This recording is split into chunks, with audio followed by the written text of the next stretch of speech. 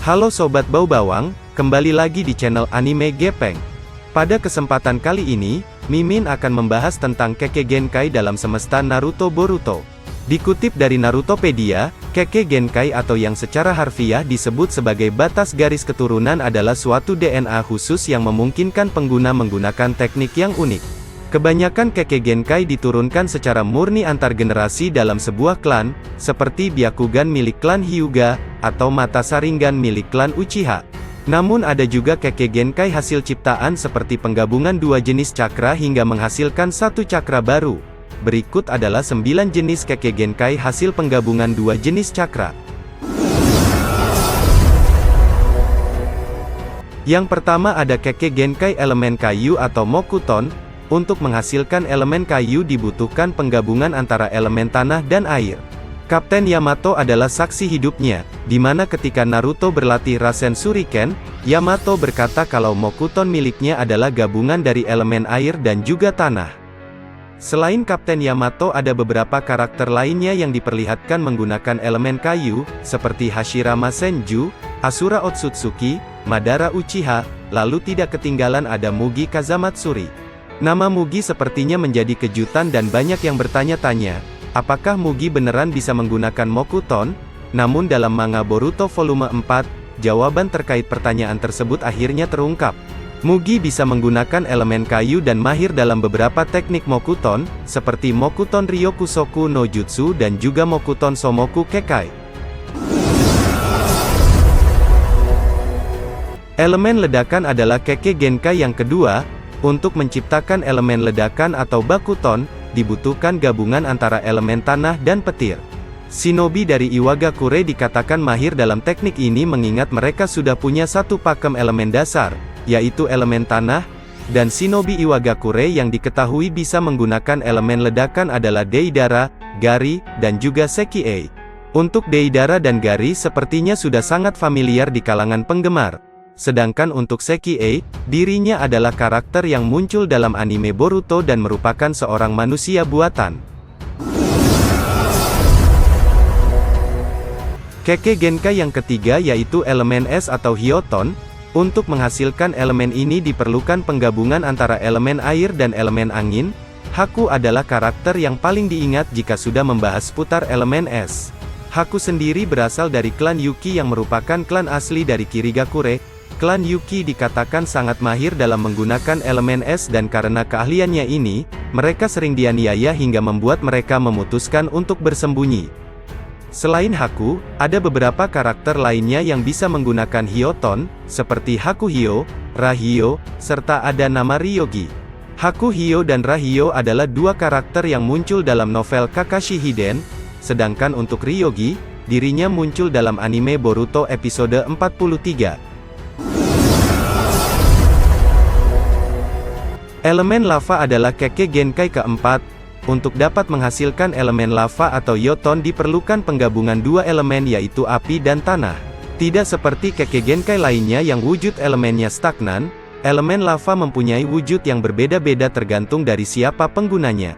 Elemen lava Mei Terumi berwujud seperti lumpur yang asam dan mempunyai kemampuan untuk dapat melelehkan hampir semua hal yang dilaluinya. Susanoo Madara pun pernah diperlihatkan meleleh setelah terkena cairan lumpur Mei Terumi. Jinchuriki ekor 4 Roshi juga punya Kekkei Genkai elemen lava di mana wujudnya berupa batu-batuan panas. Jurus Kekkei Genkai Roshi pernah diperlihatkan ketika dirinya melawan Naruto dan juga Killer Bee. Kurotsuchi juga memiliki elemen lava di mana wujudnya berupa kapur atau bisa dibilang semen. Jurus semen tersebut pernah digunakan Kurotsuchi ketika melawan Yakushi Kabuto dan sempat membuat Kabuto terjebak. Selain elemen lava yang berupa semen, Kurotsuchi juga punya elemen lava kedua yang berwujud awan abu yang tebal. Jurus ini pernah digunakan Kurotsuchi dalam anime Boruto, tepatnya Boruto episode 64. Dodai juga diceritakan bisa menggunakan elemen lava di mana wujudnya seperti karet. Kekkei Genkai Dodai pernah digunakannya ketika melindungi Naruto dari serangan tombak petir milik Raikage ketiga. Elemen magnet adalah Kekkei Genkai yang kelima. Untuk dapat menggunakan elemen magnet atau Jiton diperlukan penggabungan antara elemen angin dan tanah. Pasir besi KZKG ketiga adalah contoh dari elemen magnet yang kuat mengingat Nenek Chiyo pun sempat mengatakan kalau pasir besi adalah senjata yang paling ditakuti dalam sejarah Sunagakure. Selain pasir besi KZKG ketiga, pasir emas KZKG keempat juga termasuk ke dalam Kekkei Genkai elemen magnet. Toroi dari Kumogakure serta Gaara adalah karakter lainnya di mana mereka juga bisa menggunakan elemen magnet.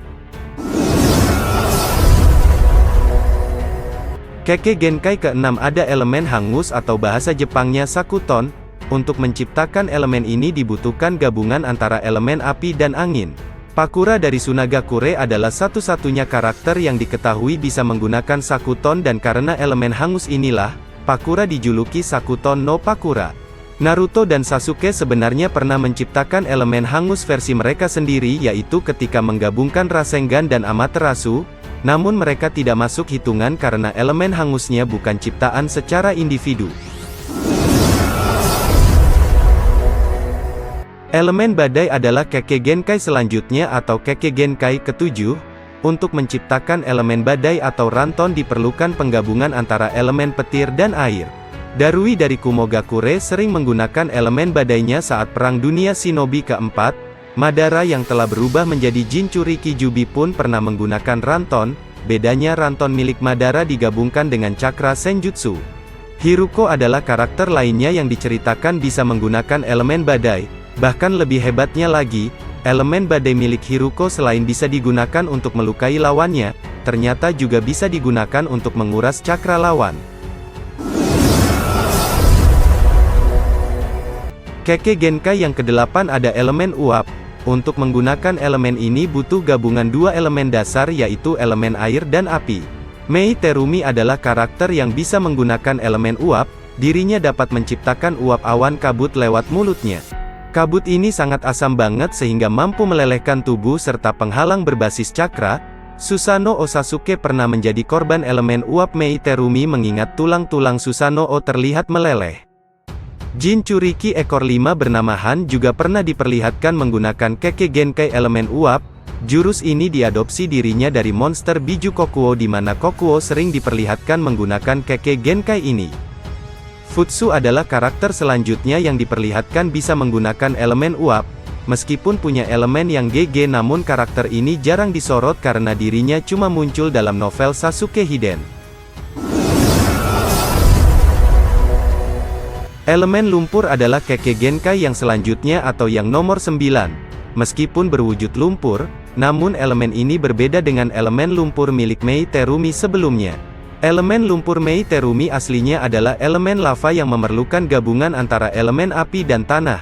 Sedangkan untuk elemen lumpur nomor 9 ini, pengguna harus menggabungkan antara elemen air dengan tanah. Ameyuki adalah satu-satunya orang yang diceritakan bisa menggunakan elemen lumpur atau bahasa Jepangnya Deiton. Karakter yang muncul dalam novel Akatsuki Hiden ini masuk ke dalam buku bingo karena membunuh penduduk desanya. Hidan dan Kakuzu lantas memburu Ameyuki karena besarnya nilai buronannya.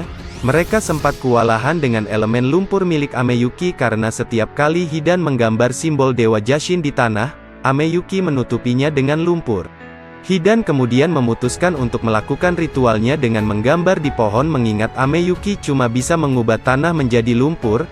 Setelah terkena serangan ritual Dewa Jashin, Ameyuki akhirnya meninggal. Oke, cukup sekian penjelasan dari Mimin Gepeng, terima kasih.